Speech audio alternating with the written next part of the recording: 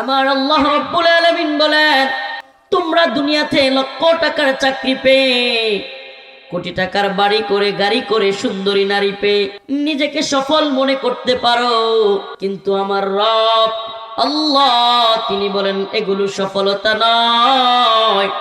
মুমিনের প্রকৃত সফলতা হলো ফামান যুহজিহা আনিন নার, যে ব্যক্তি নিজেকে জাহান্নামের আগুন থেকে মুক্তি প্রাপ্ত করলো, জাহান্নামের আগুন থেকে মুক্তি পেল, উদখিলাল জান্নাতা ফাকাদ ফাজ,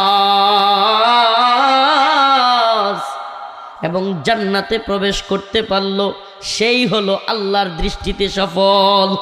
মুমিনের সফলতা কোন পথে? আলোচনার বিষয় কি মুমিনের সফলতা কোন পথে? মুমিন মুসলমান যারা আমরা কি লক্ষ টাকার চাকরি কিংবা কোটি টাকা দামের গাড়ি, বড় বাড়ি, সুন্দরী নারী এগুলো যদি পেয়ে যায় তবে কি আমি সফল?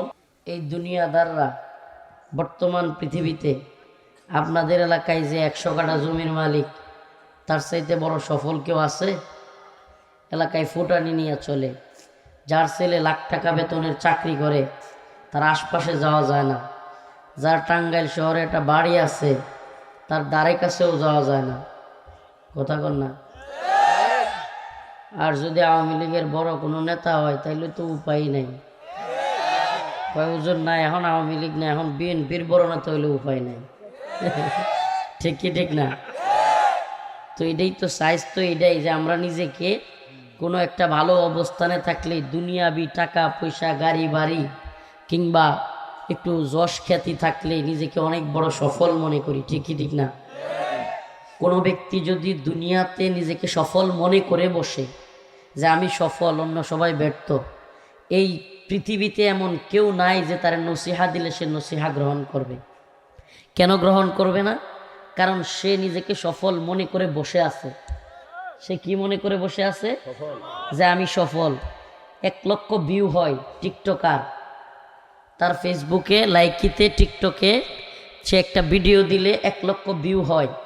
ওই জাকরা চুলের ছেলেটা সেও নিজেকে সফল মনে করে বসে আছে। এলাকার মধ্যে সিগারেট খায়া ঘুরে, যা মন চায় ভিডিও করে, মানুষ একটু দেখে, ফেসবুক থেকে তার কিছু টাকা ইনকাম হয়।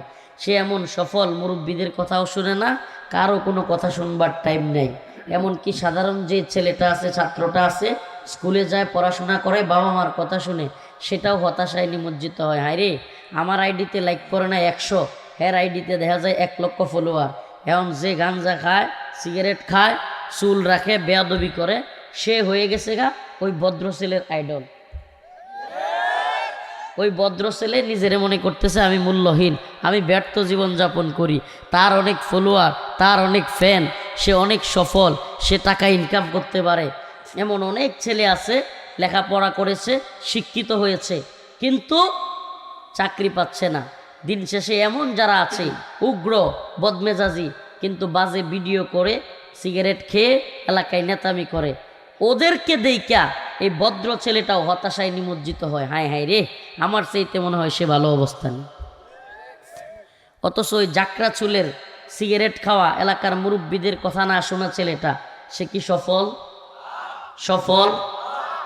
এলাকার মধ্যে বিরাট বড় মাতবর, মানুষ তারে দরবারে ডাকে, হেরে দরবারে না ডাকলে দরবার হয় না, কিন্তু মদ খায়, নেশা করে। এই লোক কি সফল? টাকা পয়সার অভাব নাই, সাগরদিঘি এলাকায় অনেক জমি জমা, ভাই বাইস্তা, পুত্র সন্তান মিলায় অনেক লোক, সে ডাক দিলেই সাগরদিঘিতে 50-60 জন 100 জন লোক আইসা লাঠি নিয়ে হাজির হয়। সে কি সফল? এই যে আজকের আলোচনার বিষয় এটা, এই দুনিয়াবি হাইসিয়তে লক্ষ টাকার চাকরি, কোটি টাকার বাড়ি গাড়ি থাকলে কিংবা বিজনেস থাকলে নিজেকে মানুষ সফল মনে করে। অথচ আল্লাহ রব্বুল আলামিন বলেন, ফামান যুহজিহা আনিন নার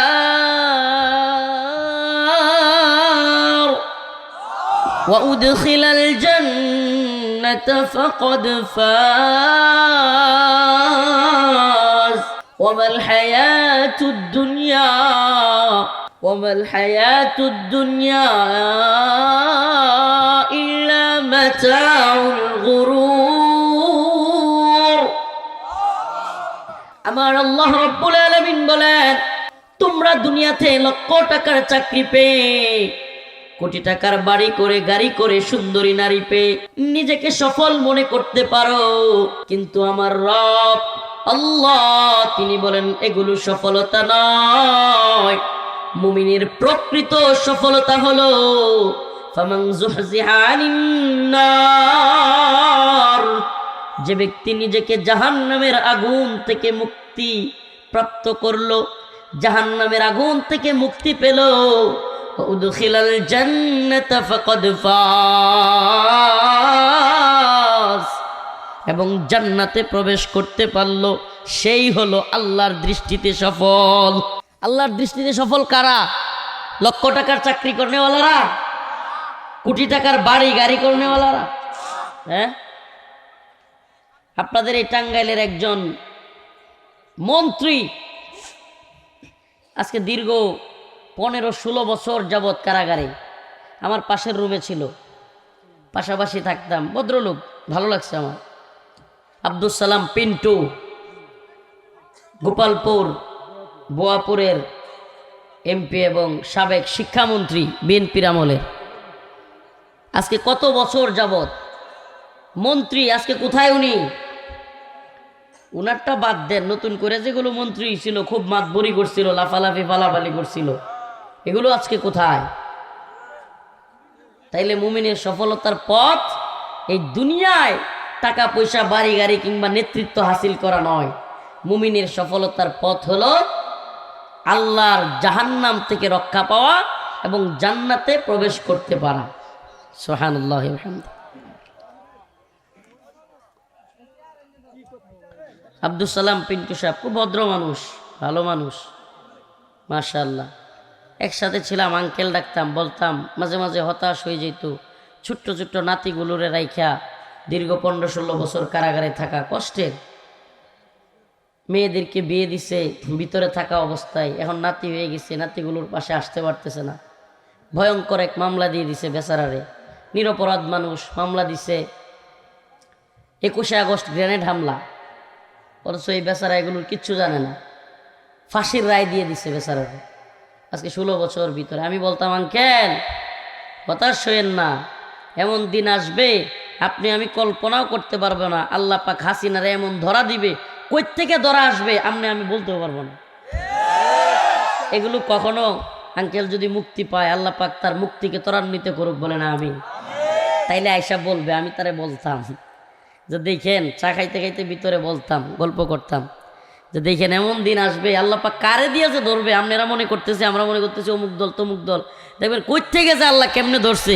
সুবহানাল্লাহ। আল্লাহ পাক নমরুদ ফিরাউন এদেরকে মশামাছি দিয়ে সাইজ করলো, আর হাসিনারে সাইজ করলো ছোট ছোট ছাত্র দিয়ে। তো আল্লাহ পাক জালেমদেরকে ধরে। ফালা তাহসাবান্নাল্লাহা গাফিলান আম্মা ইয়ামালুয যালিমুন।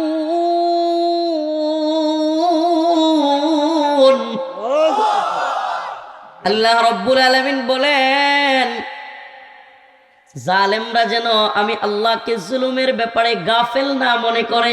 সুবহানাল্লাহ। জালেমরা যে জুলুম করে এই ব্যাপারে আল্লাহ কি গাফেল? কিছু দেখে না আল্লাহ, নাকি সব দেখে? ইন্নামা ইউআখিরুহুম লিয়াউমিন তাশখাসু ফীহিল আবসার। আল্লাহ বলেন, আমি নির্দিষ্ট একটা সময় পর্যন্ত অপেক্ষা করি।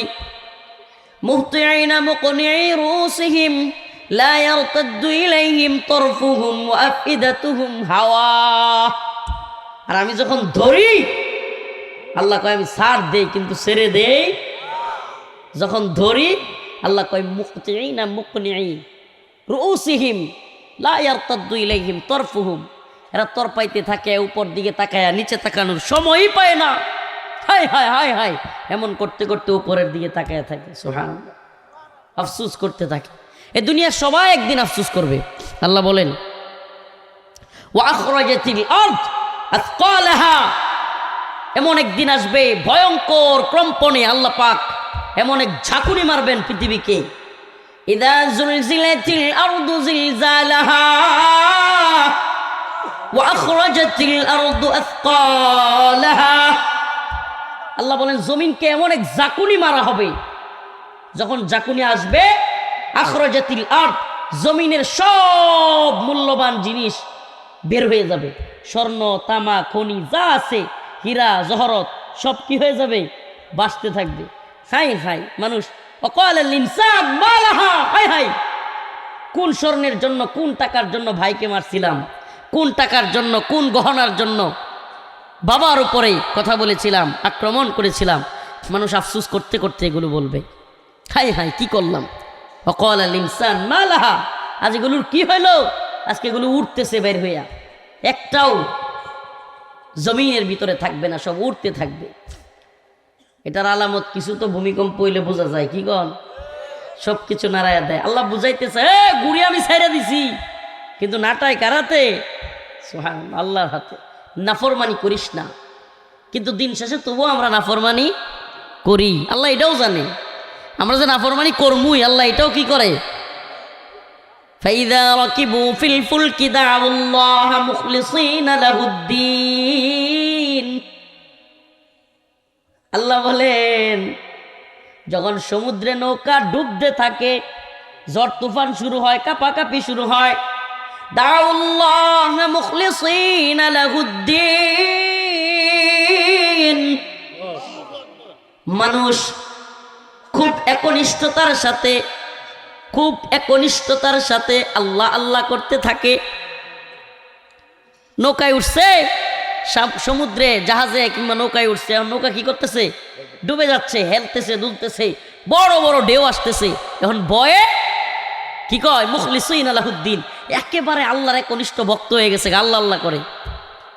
আছে না নাই, দেন না, জ্বর তুফান আইলে টিনের ঘরে যখন ধাক্কা লাগে, গাছ টাছ ভেঙে পড়ে যায়, করে কি না, করে কি করে না, যেমনি জ্বর তুফান আটকে যায়, সিগারেটটা টান দিয়ে একটা শুক টান মারে। আছে না নাই, ফালাম্মা নাজ্জাহুম ইলাল বাররি ইযা হুম ইউশরিকুন।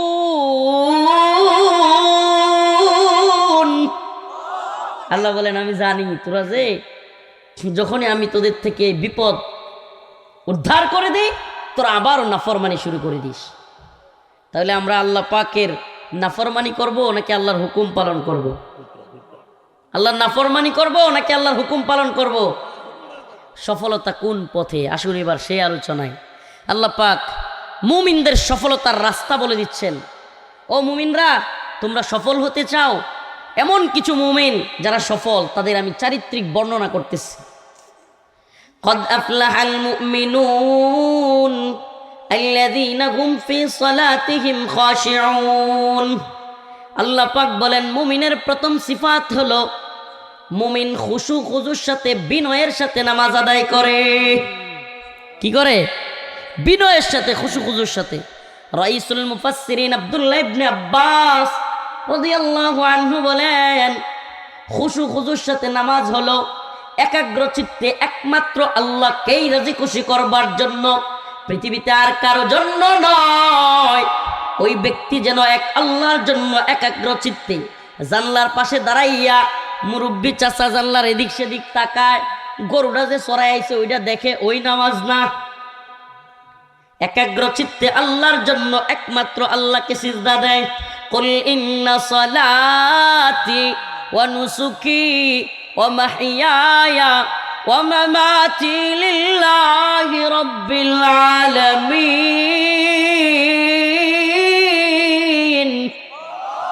কুল ইন্না সালাতি ওয়া নুসুকি ওয়া মাহইয়ায়া ওয়া মামাতি লিল্লাহি রাব্বিল আলামিন। আমার নামাজ, আমার কুরবানি, আমার হায়াত, আমার মৃত্যু সবকিছু কার জন্য? সবকিছু কার জন্য?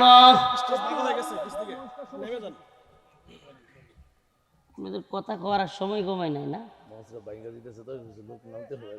লড়ালড়ি করলে মন আরো ভাঙবো। ঠিকঠাক মেরে থাকেন, খিসকায় থাকেন, লড়াচড়ার দরকার নাই। আলোচনার মাঝখানে ওটা স্টেজ ভেঙে যাবো, ওইটাই বসে, এটাই এটা দরকার নাই, চুপচাপ বসে থাকে। সব কিছু কার জন্য? আল্লাহর জন্য হইতে হবে ভাই। নামাজ কার জন্য?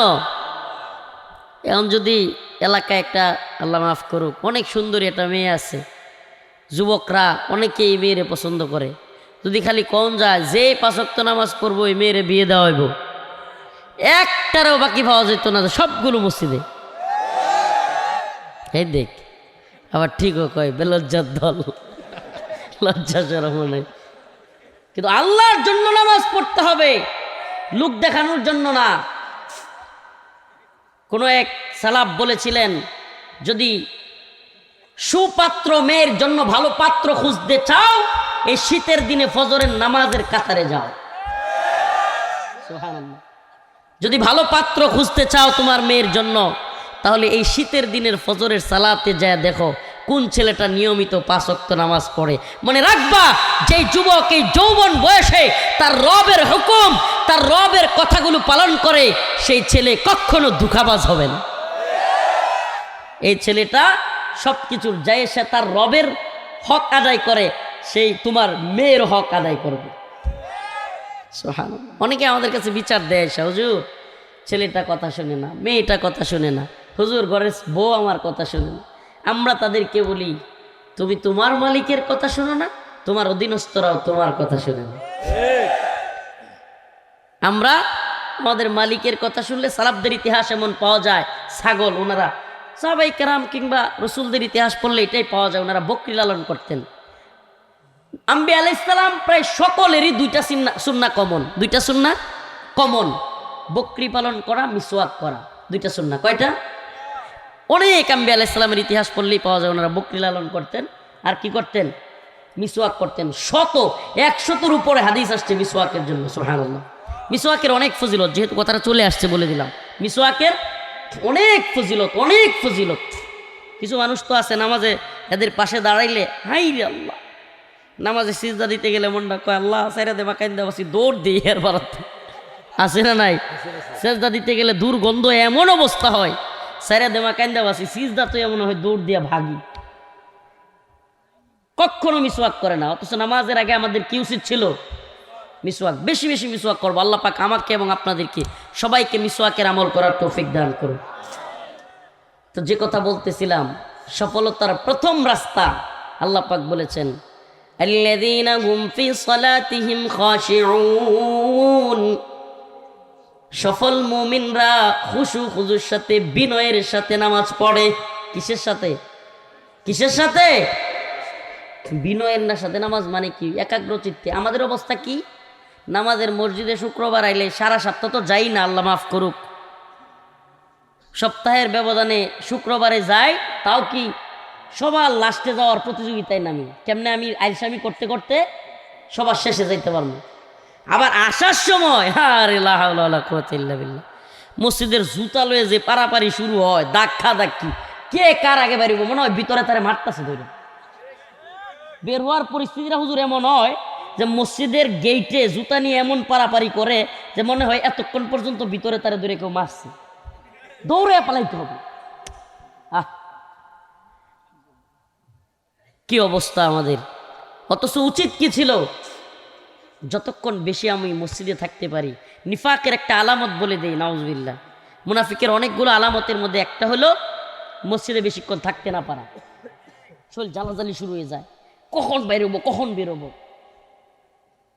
আল্লাহ তাআলা আমাদেরকে সমস্ত নিফাকি চরিত্র থেকে হেফাজত করুক। আর হুজুর বলেন আমিন। চাচা নামাজ পড়তে গেছে, জানলার পাশ দিয়া মাঝে মাঝে এমন করে। কাহিনী কি? জানা গেল চাচার জানলার পাশে একটা গরু বান্ধা থুয়েছে। এমন নামাজিও আছে না নাই? তো আমরা কি এমন নামাজি হব না একাগ্রচিত্তে আল্লাহর জন্য নামাজ পড়ব? জুলফিকার আলী নকশবন্দি ওনার একটা কিতাবের মধ্যে পেয়েছিলাম, তুমি এমনভাবে নামাজ পড়ো যে তুমি একটা মরুভূমিতে নামাজ পড়তেছো। কোথায়? মরুভূমিতে কিংবা একটা বনে, জঙ্গলে ছাগল পাল তুমি ছড়াইয়া দিছো, কিংবা গরু, উট। এখন তুমি নামাজে দাঁড়াইছো, তোমার মনে কি এটা কখনো আসবে যে আমি নামাজ পড়তেছি, ছাগলগুলো আমারে বাহবা দিবে? কথা মনে হয় বুঝাইতে পারিনি। ছাগল কিংবা গরু আপনারে বাহবা দিবে, এই কথা কি কল্পনাতেও আসবে? সেইমভাবে জুলফিকার আলী নকশবন্দি উনি বলেন যে তুমি এমনভাবে নামাজে দাঁড়াও, হাজার হাজার মানুষ তোমার সামনে, কিন্তু ওই ছাগল তোমাকে বাহবা দিবে এটা যেমন মনে আসবে না, হাজারো মানুষের সামনে নামাজে দাঁড়াইলেও কারো বাহবা পাওয়ার আশা তোমার অন্তরে আসবে না। এটাকে বলে খুশু খুজুর সাথে একাগ্র চিত্তে আল্লাহর জন্য নামাজ। এই নামাজকে কি বলে? একাগ্র চিত্তে আল্লাহর জন্য নামাজ। কিছু মানুষ তো এমন আছে, একটা ঘটনা আমার এক উস্তাদের কাছে শুনছিলাম, যে এক বাজারের দোকানদার সে নামাজ পড়তে দাঁড়াইছে, এখন এশারের নামাজ মসজিদের ইমাম সাহেব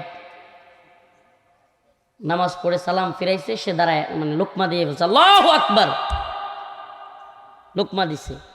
তো ইমাম যারা নামাজ পড়ায় তাদের কিন্তু কোনো রাকাতে ভুল হইলে, যদিও ভুল করছে কিন্তু খটকা কিন্তু মনের মধ্যে থাকে।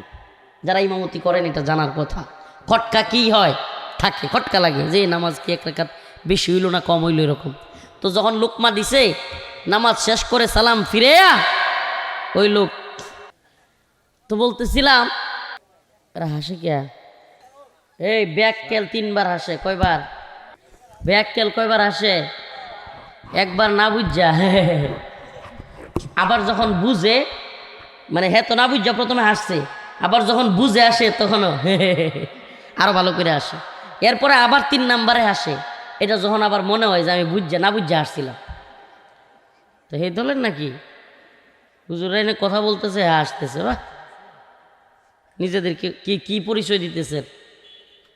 উনি আমার উস্তাদ, আজকে ওনার জন্য প্রোগ্রাম পাইছেন, উস্তাদের জন্য এখানে আসা, উস্তাদের কথা রাখতে গিয়া হুজুর একটা কথা বলতেছেন, আপনাদের মঙ্গলের জন্যই বলছেন। আল্লাহ পাক আমাদের বোঝার তৌফিক দান করুক। আরও জোরে বলেন আমিন। রাত্র গভীর হয়ে গেছে, কথাগুলো মনোযোগ দিয়ে শুনেন। তো আমরা নামাজ পড়বো কার জন্য? একাগ্র চিত্তে আল্লাহর জন্য। এরপরে মুমিনের 2 নম্বর সিফাত, الذين هم في صلاتهم خاشعون والذين هم عن اللغو معرضون। সমস্ত ধরনের ফাহিশা কাজ থেকে, খারাপ কাজ থেকে মুমিন বিরত থাকবে, গুনাহের কাজ থেকে মুমিন বিরত থাকবে। মুমিন কখনোই মূর্তির পাহারাদার সাজবে না। আমরা ইমানের পাহারাদার। আমরা কিসের পাহারাদার? ইমানের পাহারাদার নাকি মূর্তির পাহারাদার? আপনি মূর্তির দারোয়ানগিরি করবেন, যতই করেন, এই ইন্ডিয়া এবং এই হিন্দুত্ববাদীরা এই বাংলাদেশ এবং মুসলমানদের বিরুদ্ধে ষড়যন্ত্র বন্ধ রাখবে না। ষড়যন্ত্র এরা বন্ধ করবে না। এদের ষড়যন্ত্র চলতেই আছে, চলতেই আছে। কয়েকদিন আগে এদের একটা টিভি অনুষ্ঠানে দেখলাম, এদের একটা মিডিয়ায় প্রচার করতেছে চট্টগ্রাম নাকি তাদের। নাউজুবিল্লাহ কোন। এদের ষড়যন্ত্র অব্যাহত আছে। আমরা বলি এটা শাহজালাল মুজাররাদ ইয়ামিনীর ভূখণ্ড। এই ভূমিতে শুয়ে আছেন 360 আউলিয়া। এই ভূখণ্ডের দিকে যদি কেউ দৃষ্টি দিতে চায়, আমরা পাকিস্তানের দালালি মানি নাই। ওই আপনাদের টাঙ্গাইলের কৃতি সন্তান মাওলানা আব্দুল হামিদ খান ভাসানী বলেছিলেন, পিন্ডি ছেড়েছি, দিল্লিকেও গোলামি করব না। তো আমরা বলি পিন্ডি ছেড়েছি, দিল্লির গোলামি তো করব না। যদি ইউরোপ আমেরিকার গোলামিও আমাদের দ্বারা কেউ করাইতে চায়, আমরা ইউরোপ আমেরিকার দাসত্ব মানব না। আমরা গোলামি করব কার? আমরা একমাত্র গোলামি করব কার? হিন্দু।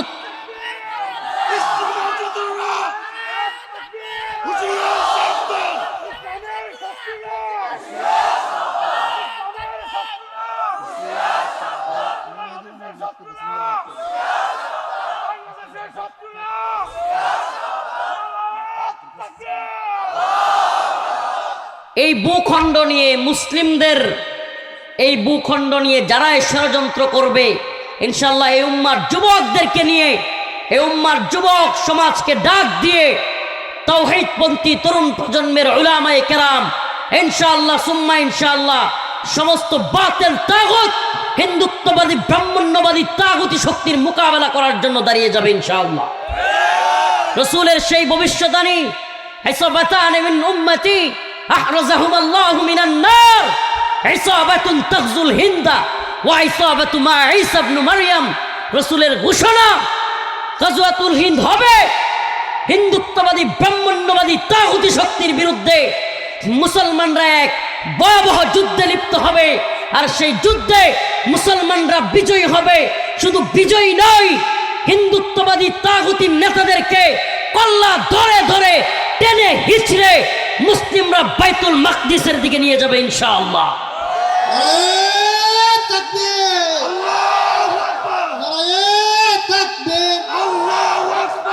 কোরআনের আলো, আল হাদিসের আলো, নারায়ে তাকবীর, আল্লাহু আকবার। আলেম ওলামা যেখানে, আমরা আছি সেখানে, আল কোরআনের আলো, অতএব আমাদেরকে নিয়ে ষড়যন্ত্র করে লাভ নেই। মুসলিম উম্মাহ সজাগ থাকতে হবে। রসুল বলে গিয়েছেন, রসুলের কথা কি মিথ্যা হতে পারে? মিথ্যা হতে পারে? আরে আপনি আমি কি সাক্ষ্য দিব? কাফেররা পর্যন্ত, মক্কার কাফেররা পর্যন্ত বলতো মুহাম্মদের 2 ঠোঁট দিয়া জীবনে কোনোদিন মিথ্যা বের হয় নাই সাল্লাল্লাহু আলাইহি ওয়াসাল্লাম। মুহাম্মদুর রাসূলুল্লাহর 2 ঠোঁট দিয়া জীবনে কোনোদিন মিথ্যা কথা বের হয় নাই। আর সেই রসুল বলেছেন, ইসাবাতান মিন উম্মতি আহরাজাহুমুল্লাহু মিনান নার, ইসাবাতুন তাগজুল হিন্দ ওয়া ইসাবাতু মা ঈসা ইবনে মারইয়াম। আমার উম্মত আরো 2টা যুদ্ধে লিপ্ত হবে। এর একটা উল্লেখযোগ্য যুদ্ধ হলো গাজওয়াতুল হিন্দ। সেই হিন্দের যুদ্ধে আমার উম্মত বিজয়ী হবে। সুবহানাল্লাহ বলেন। তবে হ্যাঁ, মুসলিমদের অনেক রক্ত ঝরে যাবে। মুসলিমদের একটা কাফেলা তায়েফায়ে মানসুরা, সেই কাফেলাই হিন্দুত্ববাদীদের বিরুদ্ধে বিজয়ী হবে এবং বিজয় ছিনিয়ে নিয়ে বাইতুল মাকদিসের দিকে যাবে। ওখানে যায় দেখবে হযরত ঈসা আলাইহিস সালাম রেডি আছেন। সুবহানাল্লাহ। গোটা পৃথিবী আবার মুসলিমদের দখলে আসবে।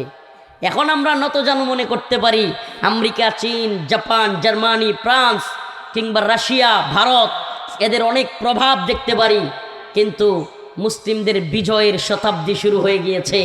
আফগান বিজয় 1924 সালে উসমানীয় খেলাফত ধ্বংস হয়েছিল। আল্লাহ পাক 2024 আসার আগেই 2021 সালে আফগানে তালেবানদের বিজয় দিয়েছেন। আস্তে আস্তে মালি, সোমালিয়া, ইয়েমেনে বিজয়ের সুসংবাদ আসতেছে। অচিরেই আবারও সেই জয়গান আমরা গাইব। আসসিনু লানা ওয়াল আরবু লানা ওয়াল হিন্দু লানা ওয়াল কুল্লু লানা। আরব আমাদের, হিন্দুস্তান আমাদের, চীন আমাদের, ভারত আমাদের। মুসলিমরা বিজয়ীর ভেষে সকল ভূখণ্ড শাসন করবে, আর কাফের মুশরিকরা মুসলমানদের অধীনস্থ থাকবে।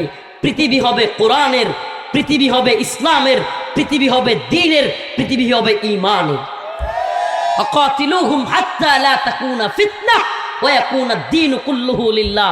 মুসলমান ততক্ষণ পর্যন্ত যুদ্ধ করে, আমাদের শত্রু, এরা আমাদের দুশমন, এদের সাথে যুদ্ধ হবে। আল্লাহ পাক নিজে বলেছেন, ওয়ালান তারদা আনকাল ইয়াহুদ ওয়ালান নাসারা হাত্তা তাত্তাবিআ মিল্লাতাহুম। ততক্ষণ পর্যন্ত ইহুদি খ্রিস্টানরা তোমাদের প্রতি রাজি খুশি হবে না যতক্ষণ না তোমরা কইবা যে আমরাও আমনেগর লোক। নাউজুবিল্লাহ। তাইলে কোনো মুসলমান হিন্দু, বৌদ্ধ, খ্রিস্টান কিংবা মুশরিকদের দলের লোক এটা বলার উপায় আছে? উপায় আছে? আল্লাহ বলেন, যদি এটা বলতে না পারো তাইলে তারা তোমাদের প্রতি রাজি খুশি হবে না, হবেও না। আল্লাহ অন্য এক আয়াতে বলেছেন, লাতাজিদান্না আশাদ্দান নাস আদাওয়াতাল লিল্লাযিনা আমানুল ইয়াহুদ ওয়াল্লাযিনা আশরাকু। মুমিনদের সবচাইতে কঠিন শত্রু হলো ইহুদি এবং মুশরিকরা। মুমিনদের সবচাইতে, মুসলমানের সবচেয়ে বড় শত্রু কয়টা? আল্লাহ বলেন 2টা, এর মধ্যে একটা হলো ইহুদি। আচ্ছা দেখেন, আল্লাহ পাক কত আগে বলেছেন, 1450 বছর, 1500 বছর আগে। অথচ আজকের পৃথিবীতে আপনি একটু চোখ খুললে দেখবেন মুসলমানদের সবচাইতে বেশি নির্যাতিত হওয়া লাগতেছে ফিলিস্তিনে। কারা নির্যাতন করতেছে? ইহুদিরা। কারা? তা আল্লাহ পাক 1500 বছর আগে বলেছেন, আর এখন এগুলো সত্য হচ্ছে। অতএব আল্লাহ পাক অনেক আগেই বলে রাখেন আমাদেরকে সজাগ থাকার জন্য যে এদের ক্ষেত্রে তোমরা নমনীয় হইও না। তোমরা ইহুদি, খ্রিস্টান কিংবা মুশরিকদের ব্যাপারে নমনীয় হবা, এরা কখনো তোমাদের সাথে বন্ধুত্ব সুলভ আচরণ করবে না। আরে এরা তোমার নবীর সাথেই, তোমার আমার নবীর সাথে এরা ভালো সম্পর্ক তৈরি করে নাই। প্রিয় হাজিরিন, এরপরে আল্লাহ বলেন, ওয়াল্লাযীনা হুম লিয-যাকাতি ফাঈলুন। মুমিনের আরেকটা বৈশিষ্ট্য হলো তারা যাকাত আদায় করে। ওয়াল্লাযীনা হুম লিফুরুজিহিম হাফিজুন। আরেকটা উত্তম স্বভাব হলো মুমিনের লজ্জাস্থানকে হেফাজত করে। কি করে? সুবহানাল্লাহি ওয়া বিহামদিহি। সুবহানাল্লাহি ওয়া বিহামদি। রাসূল বলেছেন সাল্লাল্লাহু আলাইহি সাল্লাম, যদি কোনো ব্যক্তি আমাকে দুইটা জিনিসের গ্যারান্টি দেয়, দুইটা, কয়টা? রাসূল বলেন, আমাকে দুইটা জিনিসের গ্যারান্টি দিলে আমি তাকে জান্নাতের গ্যারান্টি দিব। দুইটা জিনিসের, একটা হলো জবান আর একটা হলো লজ্জাস্থান। একটা জবান আর একটা কি? লজ্জাস্থান। আল্লাহ পাক বলেছেন, فانكحوا ما طاب لكم من النساء مثنى وثلاث ورباع। তোমরা মহিলাদের থেকে যাকে পছন্দ হয় দুইটা, তিনটা, চারটা পর্যন্ত বিয়ে করো, বিয়ে করো। ওয়াইন খিফতুম আল্লাহ তাআদিলু, যদি ভয় হয় তোমরা ইনসাফ করতে পারবা না দুই তিনজন একসাথে, ফাওয়াহিদাতান, তাইলে একটা করো। তাইলে আল্লাহর বিধান হলো বিয়ে করা, বৈধ পন্থায় স্ত্রী গ্রহণ করা ব্যতীত ইসলামী শরিয়ায় যৌন আকাঙ্ক্ষা পূরণ করার আর কোনো সুরত ইল্লা আলা আজওয়াজিহিম, একমাত্র বৈধ পন্থা হলো স্ত্রী ব্যবহারের মাধ্যমে, স্ত্রী গ্রহণ করার মাধ্যমে বৈধ পন্থায়। অতএব আল্লাহর রসুলের ঘোষণা, আল্লাহর ঘোষণা। রসুল বলেছেন, ইয়া মাশারাশ শাবাব মান ইসতাতা মিনকুমুল বাআ ফালইয়াতাজাওয়াজ। হে যুবকেরা, তোমাদের অবস্থান হওয়ার সাথে সাথে বিয়ে করো। আমি যুব সমাজকে বলবো, দ্রুত বিয়ে করবেন। আজকে কি বলবো যুব সমাজকে? আমাদের মুরব্বীরা অচেতন, সচেতন না। ছেলে এত বড় হয়ে যাচ্ছে, মেয়ে বয়স্ক হয়ে যাচ্ছে, বিয়ে দিতে চায় না। এতে করে এত করে ওই ছেলে এবং মেয়ে যে গুনাহ করতেছে, এই গার্লফ্রেন্ড বয়ফ্রেন্ডের কালচার চালু হয়ে এই যে অবৈধ মেলামেশায় লিপ্ত হচ্ছে, এই গুনাহ ওই বাবা এবং মায়ের হবে। আল্লাহ পাক যেই সমাজে জিনা সহজ হয় সেই সমাজে বিয়েকে কঠিন করে দেন। আমরা কি দেখতেছি? জিনা যেই সমাজে সহজ, বিয়ে কি হয়? কঠিন। হায়রে, বিয়ের মোহরের নামে, কাবিনের নামে, এটার নামে, সেটার নামে, অলিমা অনুষ্ঠানের নামে এত বোঝা চাপাইছে, যুবক বিয়ে করার সাহসই পায় না। আল্লাহ পাক আমাদের এর থেকে হেফাজত করুক, বলেন আমিন। আরো জোরে বলেন আমিন। মুমিনের কিছু সিফাত বর্ণনা করলাম, আরো কিছু কথা বলবো।